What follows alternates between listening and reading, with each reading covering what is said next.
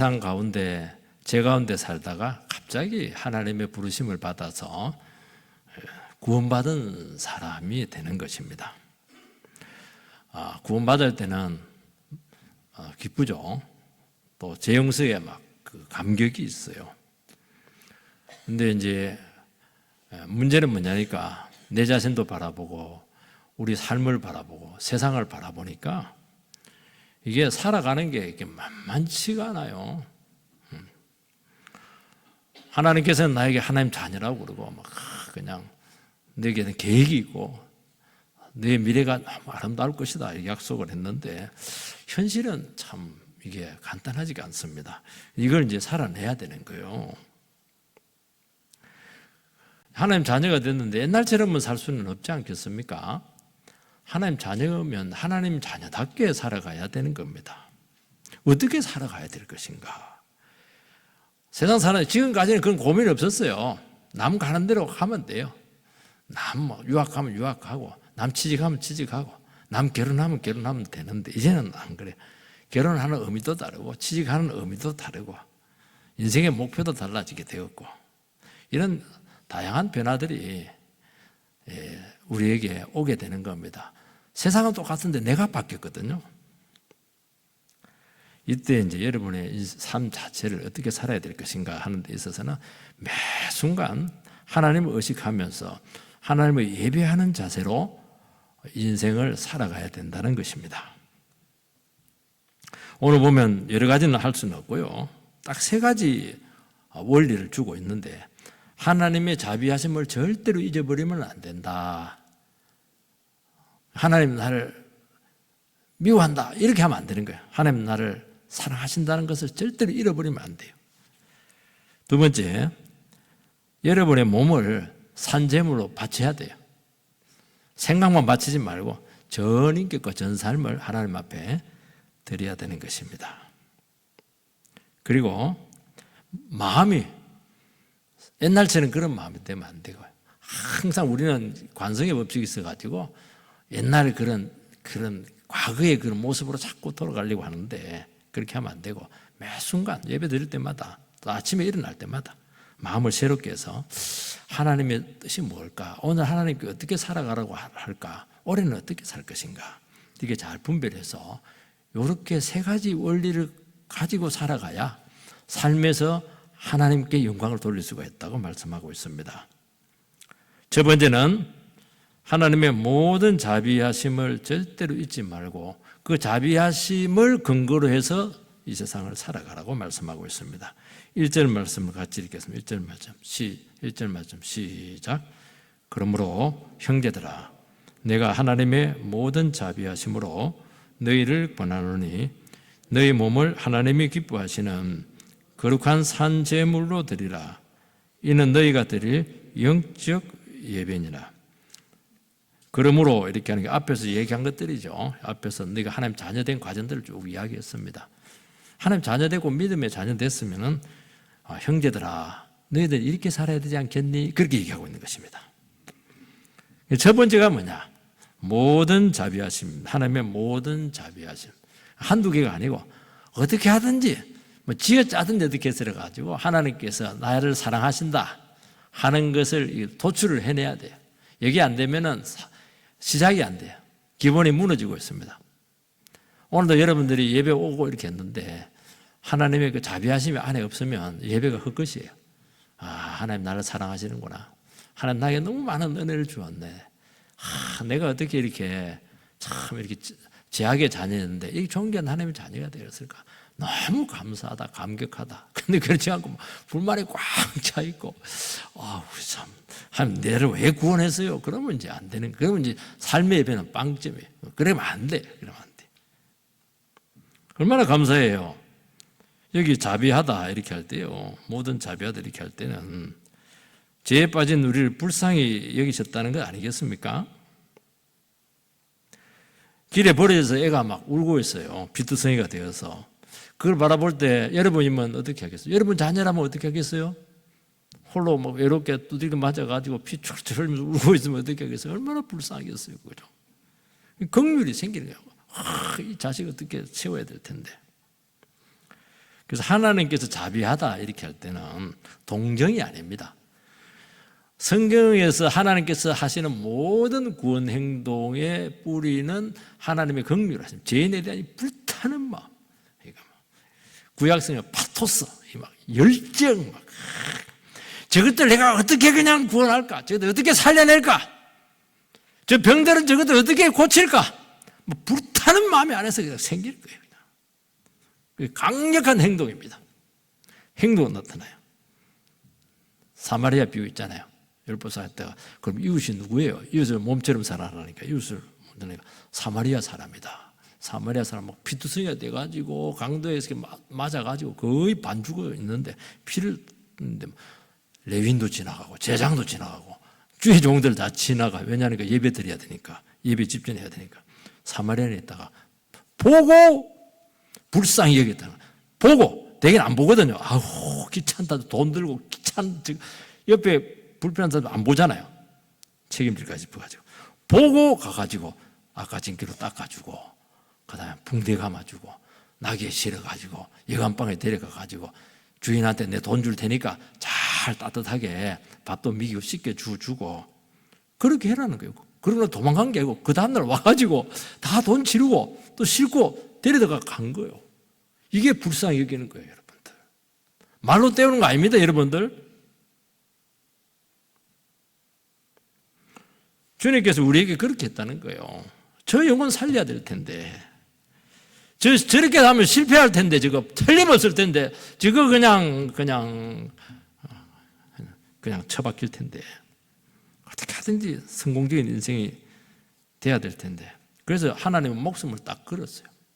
그래서 아들을 보내가지고 싹 다 죽었어요. 그리고 막 사람이 바뀝니까? 오래오래 참고 막 그것도 안 되니까 막 하나님 나를 사랑한 적이 어디에 있습니까? 잘못은 자기가 다 해놓고는 그래 맞아 내 뭐 잘한 거 없다 이러면서 그래 내가 대신 죽어줄게. 그래서 아들이 십자가에 피 흘려 죽게 하잖아요. 그러니까 또 너무 절망 내가 예수를 죽였나 이래 하니까 아니야 죽으면서 승리하는 거야. 이렇게 해서 또 부활 승리하고 또 소망 주고 막 그냥 피 흘리기까지 사랑했다 이 말은 뭘 얘기했냐니까 하나님의 개입이 막 대단했다는 거예요. 피를 철철 흘리면 얘는 피 흘려가면서 도와요? 하다가 조금만 막 부담되고 그러면 다 도망가는데 하나님 피를 흘리기까지 우리를 사랑한 거예요. 그게 긍휼이에요. 그게 자비입니다. 이 권한원이 이렇게 하는 것이 권한다. 이렇게 살면 좋겠지. 권하는 게 아니에요. 그게. 부탁하는 게 아니야. 애타는 마음, 속이 끓는 마음, 쏘가리 하는 그 심정이. 여러분, 우리는 주님의 그 간절한 마음을 결코 잊지 않아야 되고 그 마음을 품어야 된다는 거예요. 여기 없으면은 신앙생활 그 필요 없어요. 뭐 형식적인 예배는 드릴 겁니다. 왜냐하니까 예배는 드려야 되니까. 근데 하나도 변화 없어요. 하나도 역사 안 나타나요. 분당에 여러분 이름만 들으면 이 목사님이신데 그 유명한 목사님이세요. 보니까 교회도 30개로 쪼개서 나눠주고 이분의 그 목회 그는 보면 솔직한 부분이 있는데 그 부친이 이제 아주 가난한 개척교회 목사님이셨어요. 너무 부흥이 안 되니까 40일 금식 기도를 간 거예요. 금식 기도 하다가 그냥 순교를 해버렸어요. 순교보다도 그냥 하나님 데려가 버렸어요. 금식 기도 하다가 돌아가신 거예요. 쉽게 말해서. 목회의 꽃을 못 피웠죠. 그러니까 그 아들이 이제 그 정신을 물려받은 것 같은데 보니까 이 부친에 대한 애끓는 마음이 그 설교에 나타나요. 분노도 있기도 하고 보니까 열정도 있기도 하고 가난한 개척교회에 대한 이 긍휼한 마음도 있기도 하고 쏘가리 속에서 끓는 거예요. 끓는 거. 이게 보니까 이분의 목회 다는 아닌데 아주 중요한 동력이 되고 있다는 것을 알 수가 있어요. 여러분은 그런 애끓는 마음이 있나요?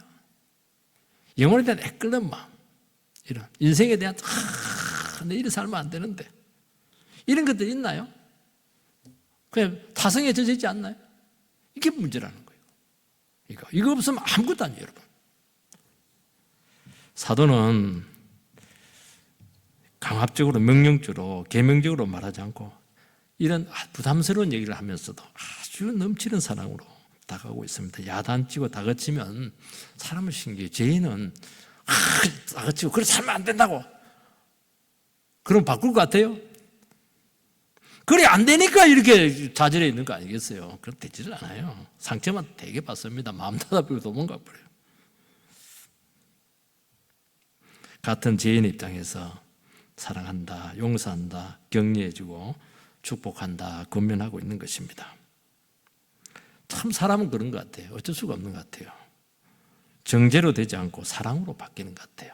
물론 말씀으로 정죄합니다. 하나님께서 놀랍게 성령께서 정죄를 해요.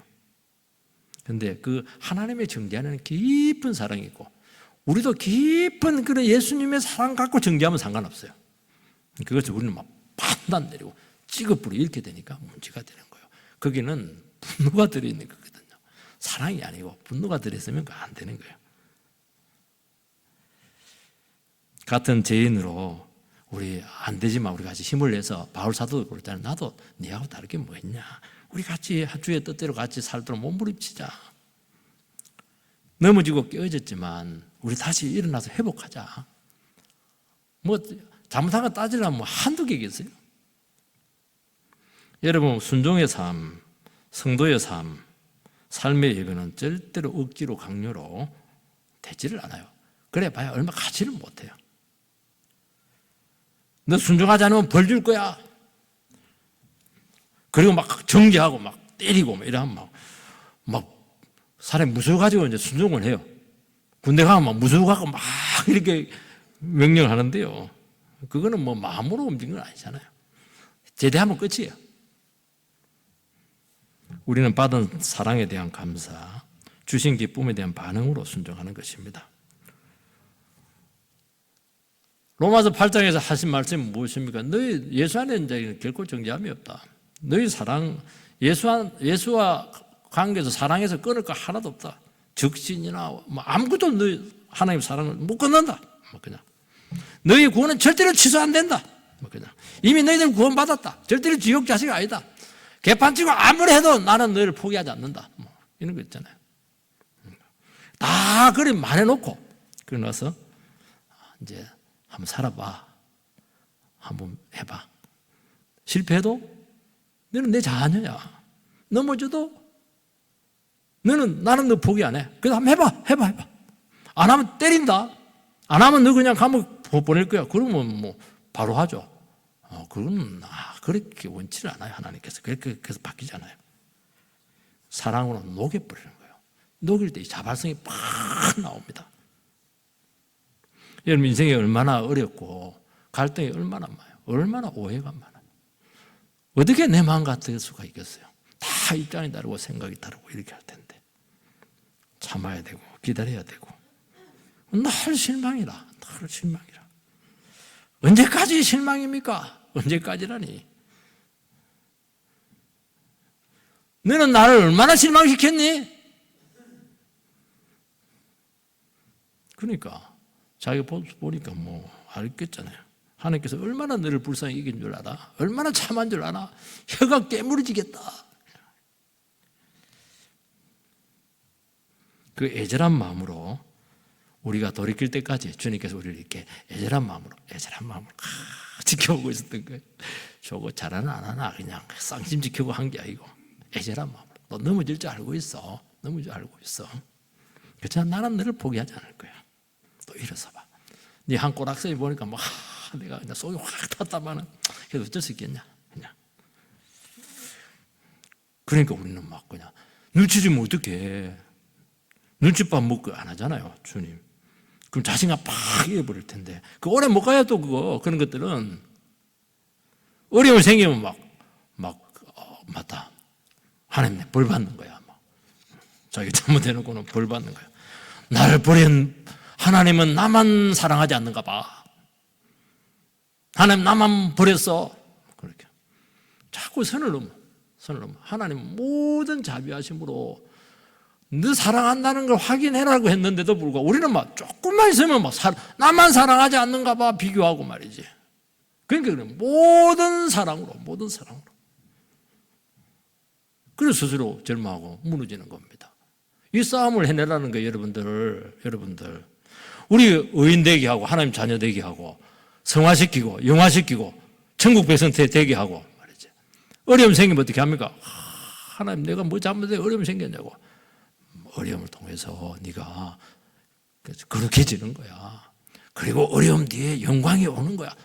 왜 그렇게 못하냐는 거예요. 하나님께서 다 네 그 모든 사람들 손안에 있고 네 잘 되도록 하기 위해서 그렇게 하는 것인데, 내 아름다운 삶을 만들기 위해서 그렇게 하는데 왜 그걸 모르냐. 모든 자비하심으로 하나님 모든 사랑으로 그걸 왜 그렇게 생각을 못하냐는 거이고. 넘어지죠. 뭐 또 잘못 인정하고 다시 시작할 용기를 준다는 겁니다. 이야, 세상에 이런 분이 어디 계세요, 여러분들? 망할 인생들을 위해서 아들을 구원하시고 성령 주시고 보좌 우편에서 지금도 섭리하시고 도우시잖아요. 성령 보내시잖아요. 하나님께서 우리에게 믿음대로 살아봐, 영적 예배를 더 드려봐, 그거는 다 마련을 해놓으시고 이제 주의 뜻대로 살아봐. 못 살죠. 다 못 사는데 100개 중에 못 살아. 한두 개 딱 해요. 그래도 뭐 9개 잊어버리고 한두 개 가지고 잘했다. 이야, 잘했다. 나중에 2개 되고 3개 되고 이렇게 되는 거예요, 여러분들.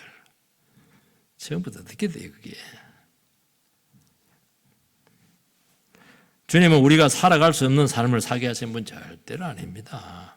다 주시고 그대로 살게 했고 여러 가지 한 번 탁 순종했는데 막 거기에 보니까 길이 쫙 열리는 거예요. 이야, 하나님 말씀 하나 딱 붙잡았는데 막 그냥 기적이 일어나요. 말씀은 막 천지거든 채워버리잖아요. 기도 한 번 안 했는데 생판 기도 안 했는데 막 그냥 너무 다급하니까 기도해버렸어요. 그냥. 왜냐니까 막 막판에 기도라도 해야 되니까. 근데 막 응답을 주시는 거예요. 그러니까 여러분들이요, 주의 은혜와 자비하심을 잊지 않고 그 붙잡고 살아가면은, 그리고 감사하면서 감격하면서 순종하면은 하나님께서는 적극적으로 도와주겠다는 거야. 많은 거 필요 없어. 하는 게만 해도 네가 겨자씨에 하나님만한 믿음만 있어도 산이 옮겨 바다에 던지라 믿고 그대로 될 줄 믿으면 그대로 해주겠다는 거예요. 야, 이게 그런 약속인 것입니다, 여러분들. 이번 모든 자비하심을 할 때는 복수형입니다.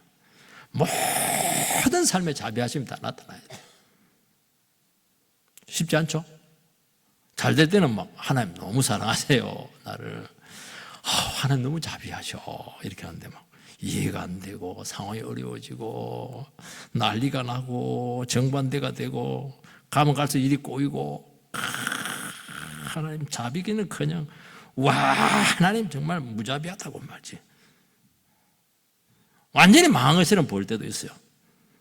그래도 주의 자비하심을 품으라는 거예요. 그래도 하나님 나를 버리지 않고 나를 사랑하고 있고, 그래도 내 마음속에 주를 사랑하는 그 자신만한 그 마음을 하나님은 아실 거야.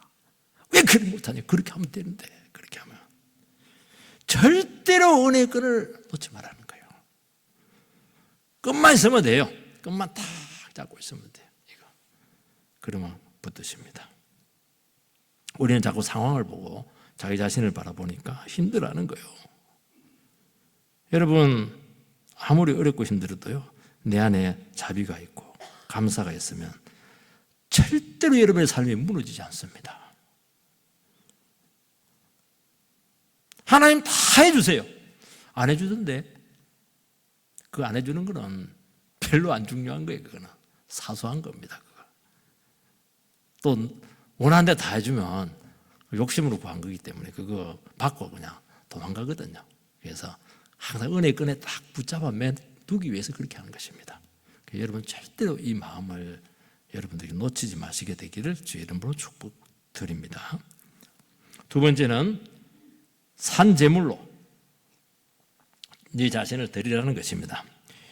1절 하반절, 너희 몸을부터 다시 한번 읽어보시죠. 1절 하반절, 1절 하반절, 1절 너희 몸을부터 시작.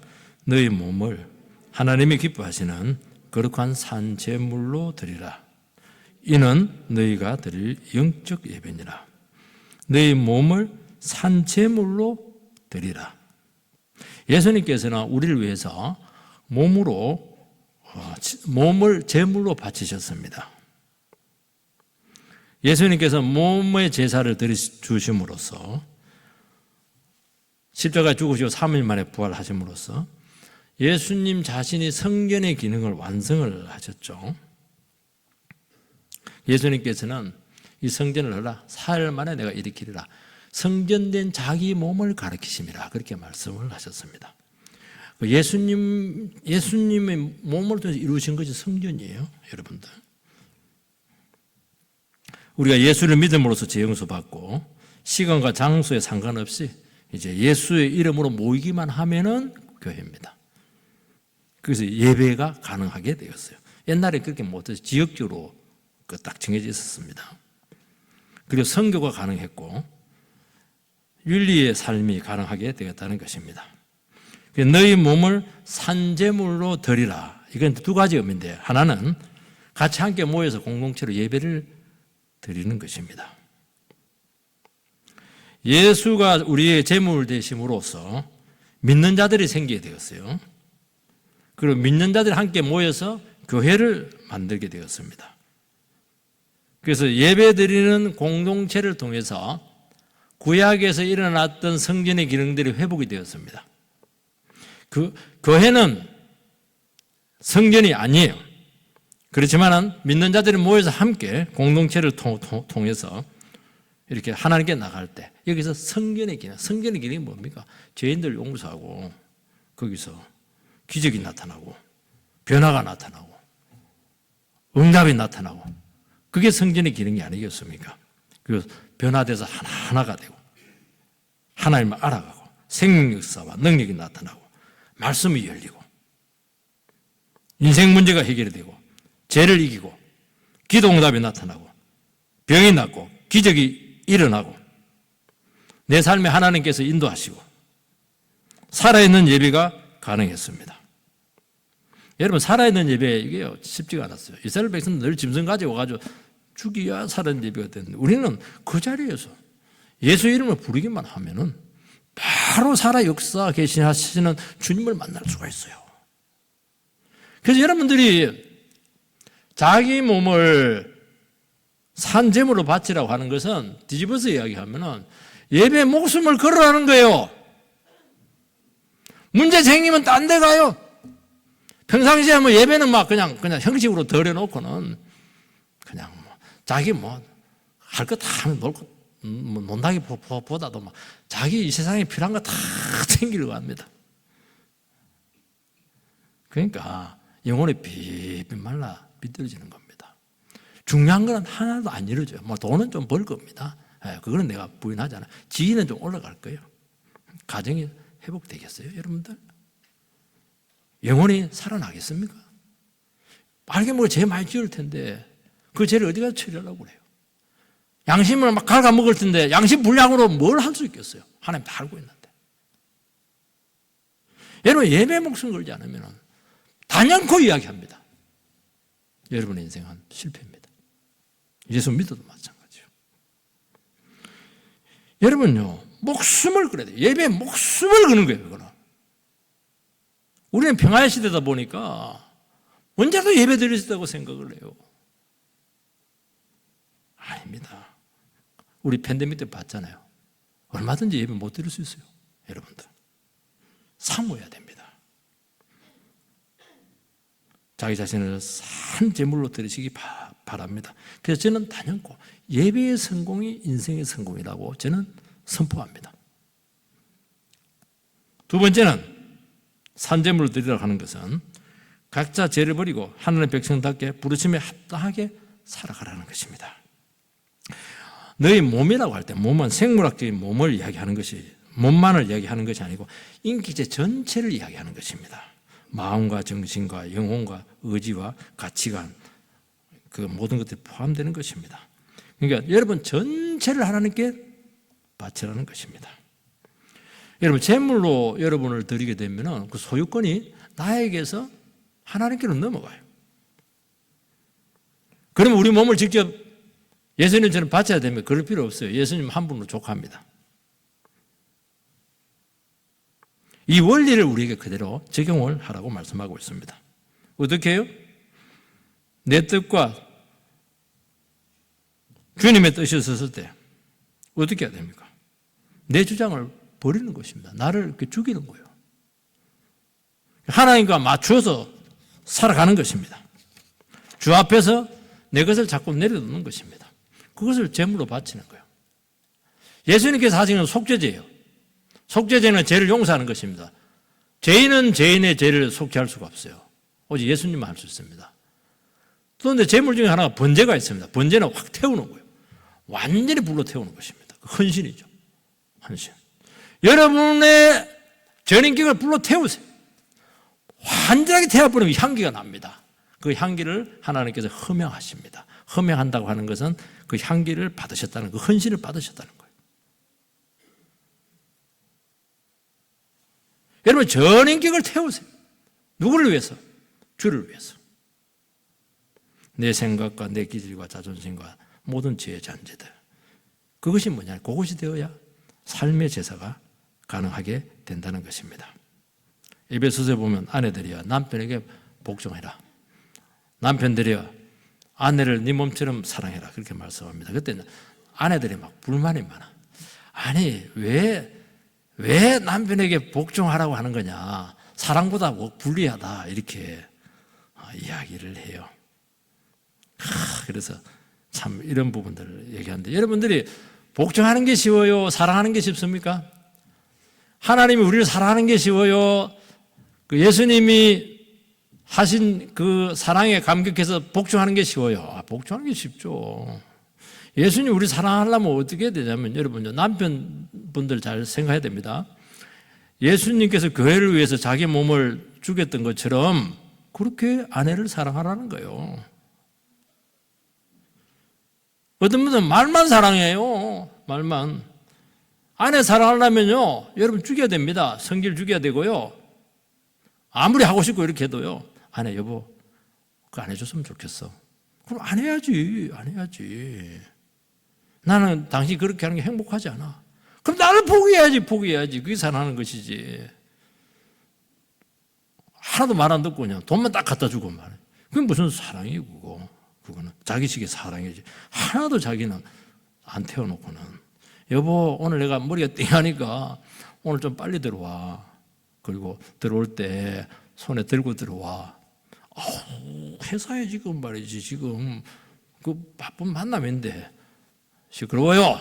이러면 당연히 포기하고 아내 말 듣고 들어와야지. 그게 사랑하는 것이죠. 사랑이 어려워요? 복종이 어려워요? 여러분 잘 생각해야 됩니다. 여러분들. 그 이야기하는 거예요. 어떻게 합니까? 다 힘들어요. 아내도 힘들고 남편도 힘들어요. 다 힘들어요. 근데 억지로 하지 말라는 거예요. 마치 못해서 하지 말라는 거예요. 마음껏 복종하고 마음껏 사랑하고. 왜 안 되냐는 이게. 왜 안 되냐는 그게. 당연히 희생하는 거 아니에요? 당연히 헌신해 주는 것 아니에요? 왜 결혼했어요? 덕 보려고 했습니까? 그거는 오래 못 갑니다. 책임져 주고 행복하게 해주기 위해서 한 거 아니겠어요? 그런데 나중에 딴소리예요. 재물을 확인하는 방법이 있습니다. 재물인지 아닌지. 재물은 일단은 살아있으면 안 돼요. 재물은 죽어야 돼요. 재물 살아있는 거 산채로 재물은 아닙니다. 그 생매장이에요. 그거는. 내가 살아나면 안 됩니다. 십자가 은혜로 내 의지를 꺾어버려야 되고요.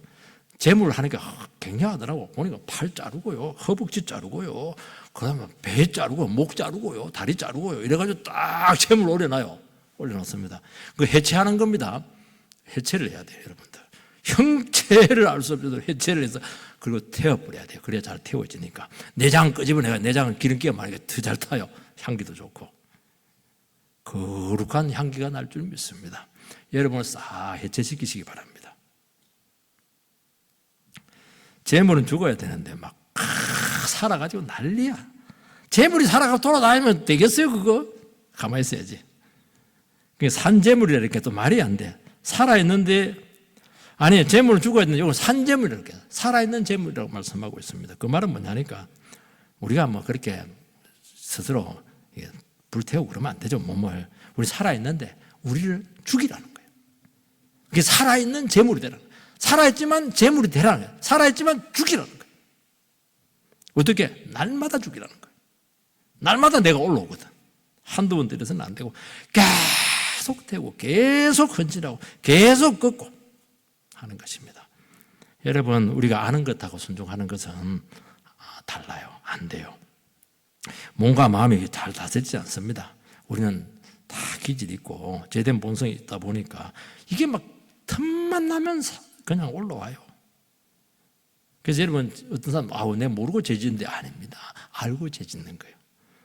저 사람이 고통스러울 줄 알고 고짓을 하는 겁니다. 그리고 나서는 저 넘어졌다 그렇게 하죠. 또 다시 실패하는 인생 붙들고 결심을 하고 또 서잖아요. 이 영적 예배를 할 때는 어떤 특별하고 신비한 체험 있는 예배를 말하는 것이 아니고요. 로기켄 이것은 마땅하다, 합리적이다, 합당하다는 거예요. 여러분, 하나님의 긍휼을 알고 하나님의 사랑을 안다면 합당한 게 뭐죠? 내 인생 전부를 바치는 것은 합당하잖아요. 예수가 내 죄를 위해서 죽으시고 나를 핏값으로 사셨어요. 그럼 내가 최영봉이 누구 겁니까 이거? 우리 집 사람은 당신은 내 거야 그러는데 아내 것도 아닙니다. 이거는 내 것도 아니고 예수 거예요. 원래 성을 바꿔야 돼. 예영봉 이렇게 바꿔야 되는데 우리나라는 자기 성을 갖고 있으니까 그냥 최영봉 하는데 원래 바꿔야 돼. 예영봉 돼야 돼. 예정기 다 이렇게 나가야 돼요. 그게 맞는 거예요. 내 거 없어요. 따맞춰야지. 여러분, 주일 예배 드리고 나서 합당한 게 뭡니까? 어떤 분들은 계단 내려가면서 끝이다. 그래서 인사합니다. 목사님, 한 주간 동안 열심히 세상에서 죄짓다 오고 있습니다. 말은 안 한대. 그러면 안 돼요. 이때부터 이제 삶의 예배가 본격적으로 시작되는 거예요. 그래서 진짜 예배는 축도 딱 끝난 후 그때부터 생활 예배로 들어가는 거예요. 여기서 진검승부가 나오는 거예요.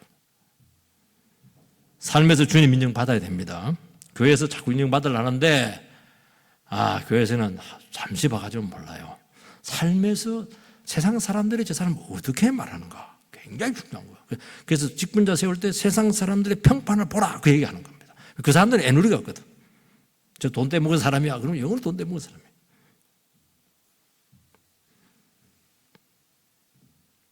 모든 일상의 예배가 될 줄 믿습니다. 그 예배와 삶이 같아야 돼요.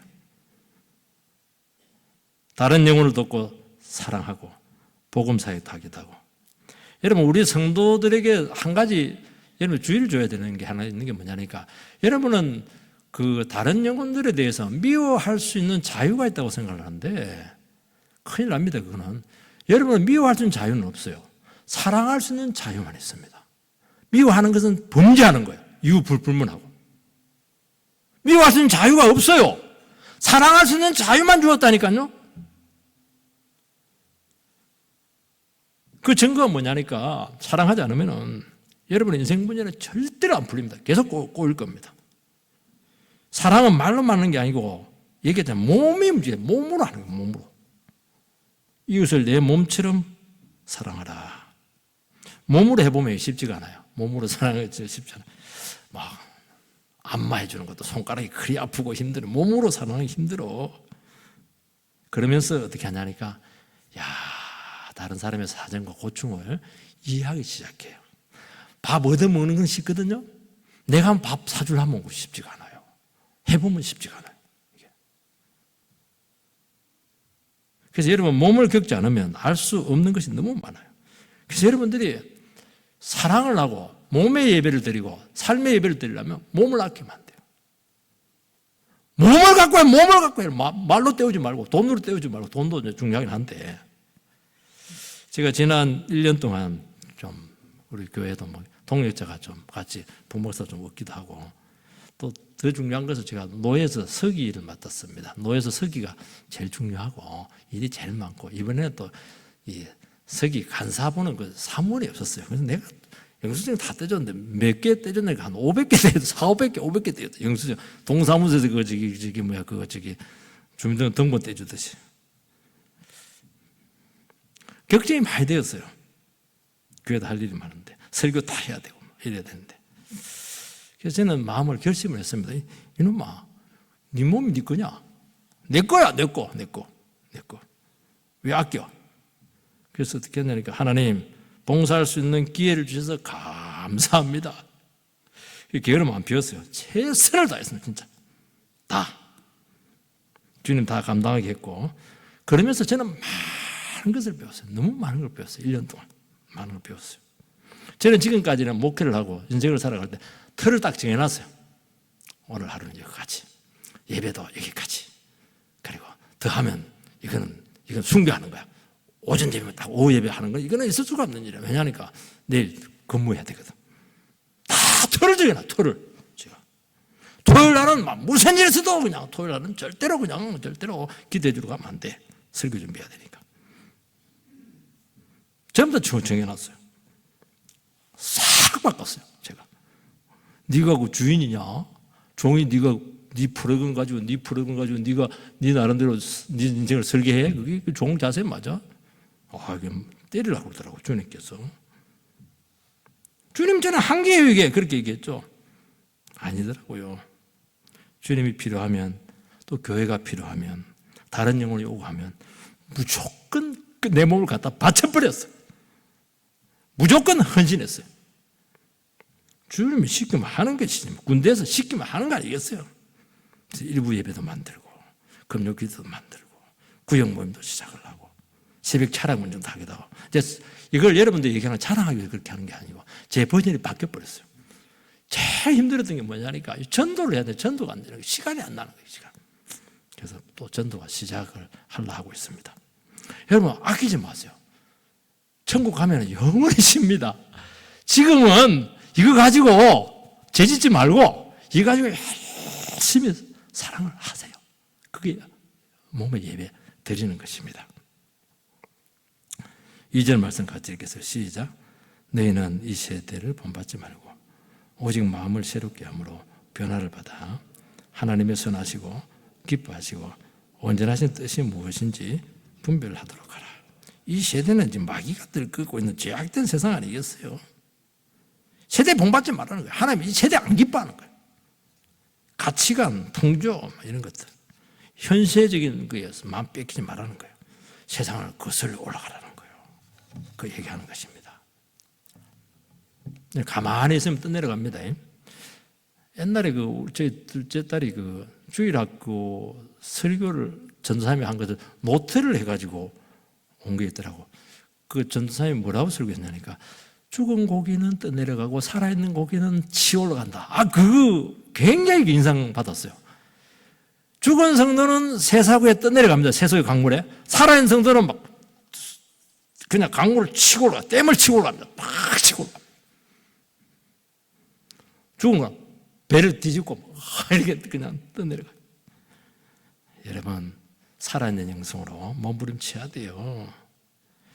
여러분, 시공이 참 우리 영향을 많이 미치죠. 우리는 알게 모르게 이 시공 세계에 자연스럽게 영향을 받을 수밖에 없어요. 제가 70, 80 세대 아닙니까? 요즘 노래를 이해를 못 하겠어요. 너무 빠르고, 그리고 영어도 섞고 이래가지고. 그냥 물어봤어, 젊은 사람들. 너희들 다 알아듣냐? 다 알아듣는데. 그리고 다 따라한대. 난 죽었다 깨어나도 무슨 말인지도 모르겠고, 따라할 수도 없고, 왜 부른지도 모르겠고. 우린 70, 80, 송창식이 통기타 치고, 그냥 누굽니까? 둘다섯, 긴머리 소녀, 이런 거, 조용필이 이런 거 굉장히 가사가 서정적이잖아요. 근데 극복이 안 돼. 나는 시대의 사람이기 때문에 그 시대의 정서를 극복할 수가 없어요. 할 수가 없어요. 그러니까 여러분도 알게 모르게 이 세상의 정서와 세속의 그 틀에 여러분들이 만들어졌다는 것을 기억을 해야 돼. 그런데 그 세속의 틀이 하나님 안 기뻐한다. 그게 안 좋은 게 너무 많아요. 너무 많아요. 하나님께 뭐라고 했습니까? 마음을 새롭게 함으로 변화를 받아서 내적인 변화를 받으라는 거예요. 안에서부터 변화를 일으켜서 드러내라는 것입니다. 말씀을 통해서 성령의 설득으로 생각과 마음의 변화를 일으켜내라고 말씀하고 있습니다. 그래서 우리 안을 말씀이 지배하게 해라 그렇게 말씀했습니다. 여러분 수요일 날 저희들이 했는데요.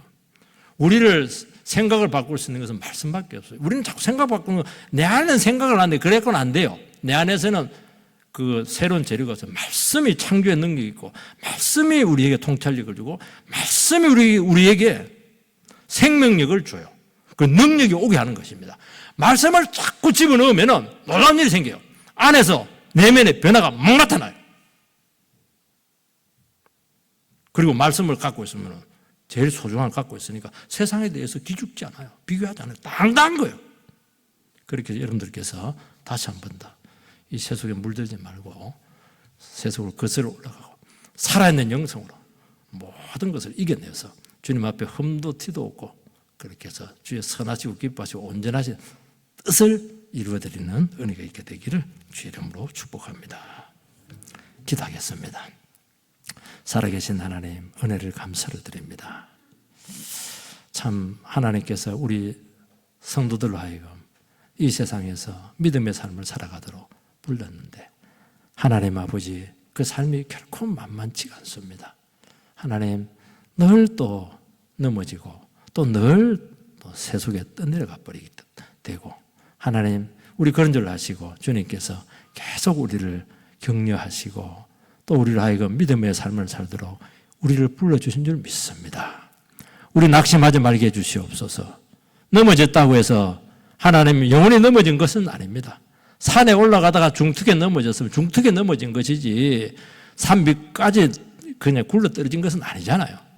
우리가 넘어진 그 자리에서 다시 일어서서 정상을 해서 달려갈 수 있는 그런 귀한 살아있는 성도들이 되도록 인도해 주시옵소서.